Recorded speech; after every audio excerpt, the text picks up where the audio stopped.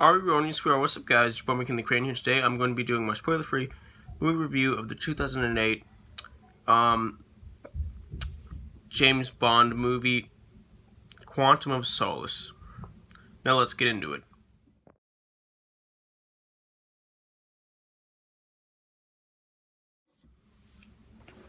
So, this is the sequel to Daniel Craig's first James Bond movie, which was Casino Royale, 2006. And this actually follows the events of Casino Royale. So, James Bond is trying to find the people who killed his love from the last movie. And yeah, so he's on like a mission.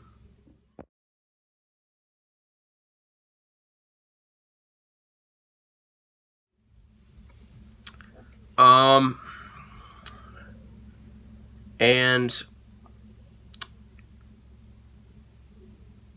he's like going everywhere in this movie trying to find out who his dead love was in contact with, and he's also trying to stop them from like taking control of like some natural resources or something. I don't exactly remember what they were trying to get control of. Like, I can't really remember right now. I know it had something to do with like taking control of like the water supply, like a country's water supply or something. I watched this movie like a week ago because I had to get caught up on my Daniel Craig James Bond movies because I was gonna go see No Time to Die, and I had seen some Daniel Craig James Bond movies, but not all of them. So last week I got caught up. The ones I hadn't seen were Quantum of Solace, Spectre, and of course No Time to Die. And I watched Quantum of Solace last Monday, Spectre last Thursday, and I went and saw No Time to Die this previous Saturday in theaters. I had already seen, I know I've mentioned this before, but I had already seen Casino Royale and Skyfall like 5 years ago. I've already seen those. I had already seen those movies. I'd already like seen them like 5 years ago, but I hadn't seen like Quantum of Solace or Spectre, so I had to watch them last week, and now I'm reviewing them. Anyway, this is a good James Bond movie, but it's not a great one in my opinion. It's got a good story. The revenge plot like is actually believable, and it makes sense.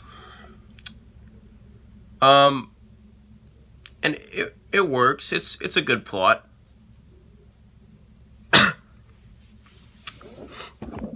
It's just, well, it's for most of the time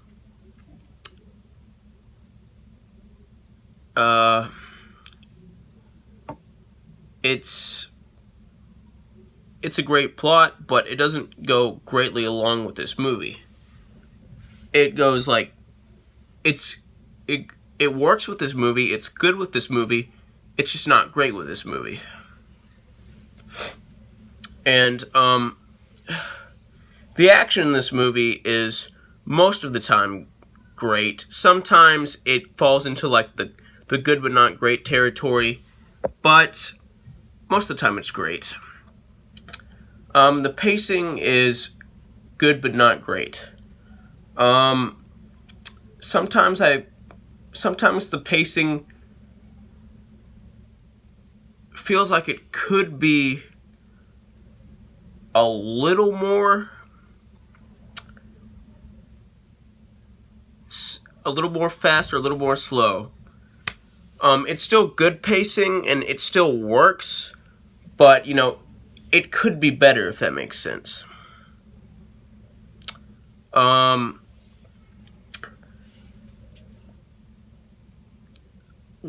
what really makes this film only a good James Bond movie and not a great James Bond movie is just the overall kind of lack of charm from it. I mean, it has charm.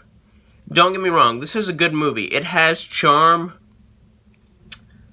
It has a lot of charm of its own kind. But it was also missing some of the James Bond charm that usually makes a James Bond movie great. Don't get me wrong, this is still a good movie. I still really like this movie. And it, like I said, it still does have, like, charm of its own.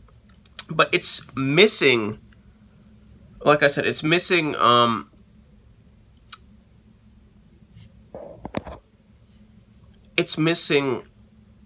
some of the charm that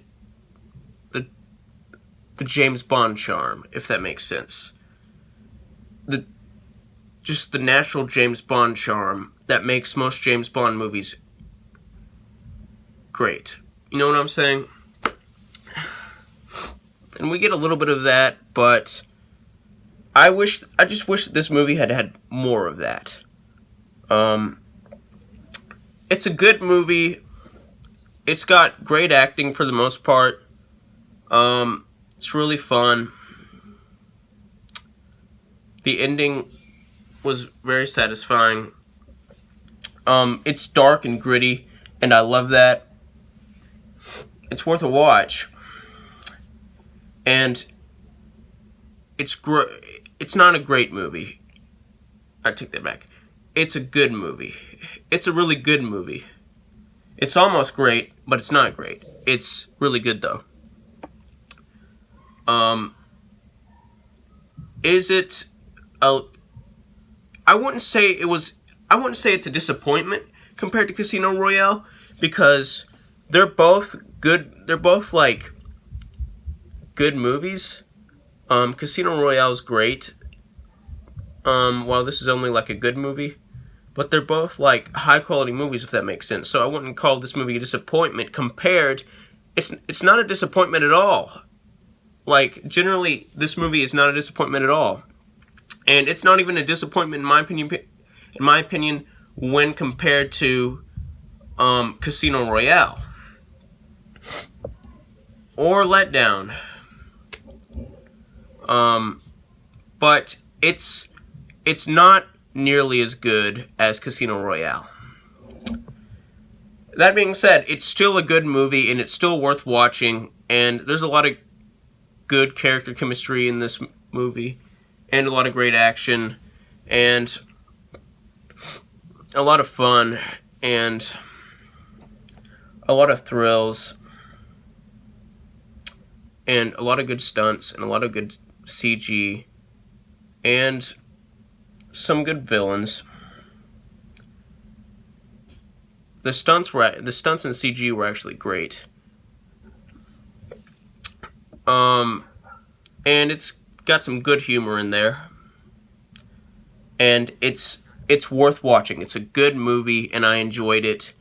And it's a solid James Bond movie, even though it lacks some of the charm that is usually there to make a James Bond movie great. Anyway, I'm going to give this movie an 85% out of 100%, which is the equivalent of a B+. Like, subscribe, join the notification squad. I will return.